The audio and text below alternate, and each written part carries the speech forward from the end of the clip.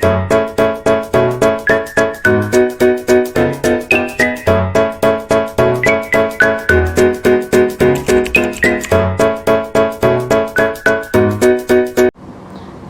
warahmatullahi wabarakatuh. Perkenalkan, nama saya Intar Permatasari. Saya dari kelas 2 O Manajemen dengan NPM 1210200506. Di sini saya akan menjelaskan sedikit tentang human capital. Yang pertama, saya akan menjelaskan human capital. Pengertian human capital. Human capital merupakan kombinasi dari pengetahuan, keterampilan, inovasi, dan kemampuan seseorang untuk menjalankan tugasnya sehingga dapat menciptakan suatu nilai untuk mencapai tujuan.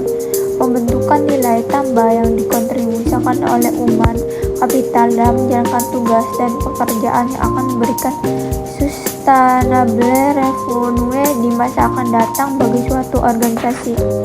Kemudian, human capital penting karena merupakan sumber inovasi dan pembaruan strategi yang dapat diperoleh dari brainstorming melalui riset laboratorium, impian manajemen, proses reengineering, dan perbaikan atau pengembangan keterampilan pekerja. Selain itu, human capital memberikan nilai tambah dalam perusahaan setiap hari melalui motivasi, komitmen, kompetensi, serta efektivitas kerja tim. Nilai tambah yang dapat dikontribusikan oleh pekerja berupa pengembangan kompetensi yang dimiliki oleh perusahaan, pemindahan pengetahuan dari pekerja ke perusahaan, serta perubahan budaya manajemen. Faktor yang penting dalam human capital.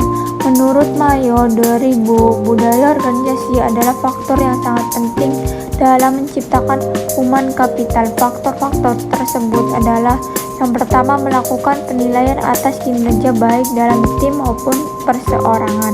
Yang kedua, melakukan penilaian terhadap karyawan dalam menghadapi masalah melalui proses pembelajaran dan perbaikan diri.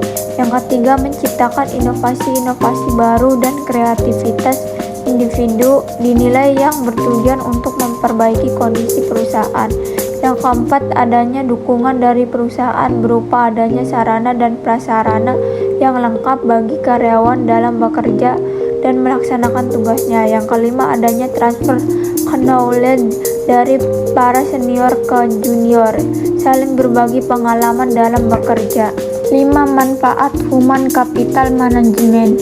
Yang pertama, HCM mampu membantu praktisi HR untuk merekrut orang yang tepat di posisi yang tepat. Yang kedua, HCM mampu berfokus pada pilihan tepat untuk pelatihan dan pengembangan skill karyawan.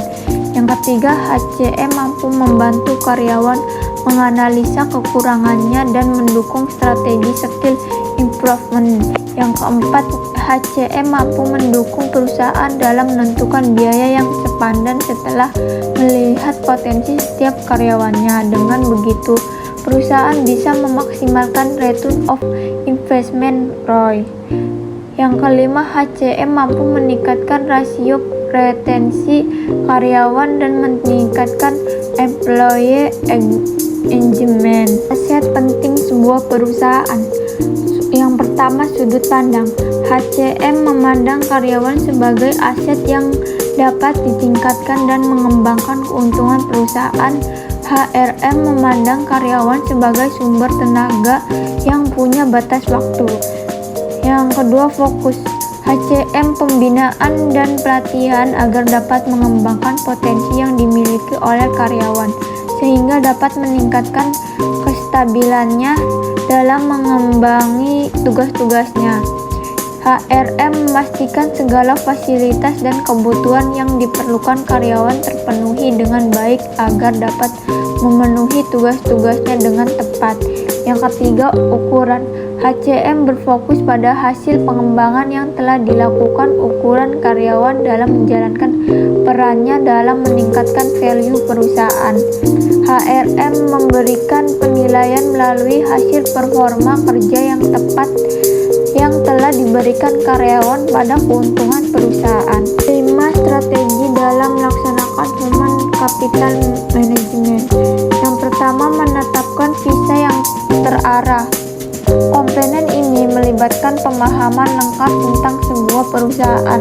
Sangat penting untuk memahami kendala anggaran, visi perusahaan, persyaratan dan harapan dari para stakeholder, dan kebutuhan tenaga kerja saat ini untuk mencapai arah strategis yang jelas.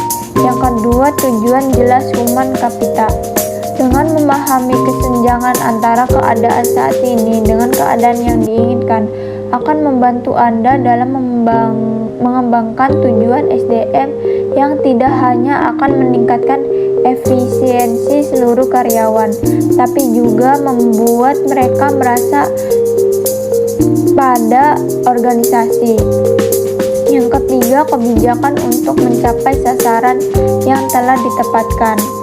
Langkah selanjutnya setelah tujuan dan sasaran ditetapkan adalah merancang strategi dan kebijakan untuk mencapainya. Para praktisi harus merancang rencana jangka panjang untuk memastikan karyawan puas dengan pekerjaan mereka dan memberikan kemampuan terbaik mereka.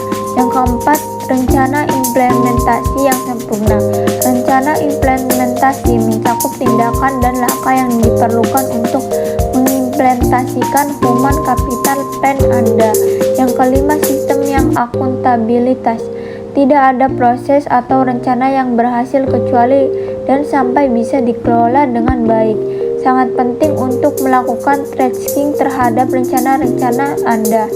Sistem yang akuntabilitas melibatkan pengukuran keberhasilan dan kegagalan rencana yang diimplementasikan. Ini juga membantu Anda untuk menganalisis celah dalam rencana jika Anda dan cara-cara untuk memperbaikinya.